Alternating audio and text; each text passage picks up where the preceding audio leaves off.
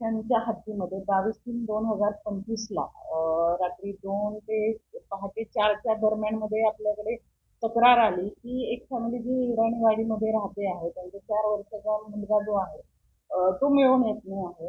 त्याच्यावरून आपण तात्काळ दखल घेतली आहे आणि त्याच्यात मेन म्हणजे मुलगा मिळून आला होता आणि तो मृतावस्थेत होता. त्याच्यामुळे आपण तात्काळ किडनॅपिंग प्लस मर्डरचा गुन्हा दाखल केला आहे.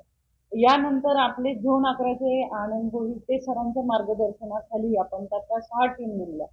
6 टीम कंटिन्युअसली वेगवेगळ्या ठिकाणचे सीसीटीव्ही फुटेजेस बघणं आणि जितकी आपल्याला लिंक मिळते आहे अशा वेगवेगळ्या सांताक्रूज असेल, त्याच्यानंतर विरार असेल, गुजरात असेल, सुरत असेल, अशा ठिकाणी ऑलरेडी टीम गेल्या होत्या. आपल्याला त्याच्यात लीड भेटली आणि आपण आरोपीही ताब्यात घेतलेला आहे.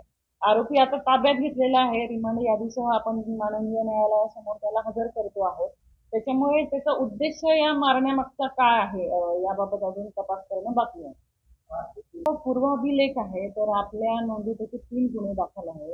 IPC 379 खाली हा त्याचा पूर्वाभिलेख आहे. परंतु या कृती मागे त्याचं फॅमिली कारण आहे किंवा का त्याने मारला आहे तर हा आता पुढचा तपास आहे जो आम्ही प्रॉपर कोर्टाकडून PCR मिळाल्यावर करतो आहोत.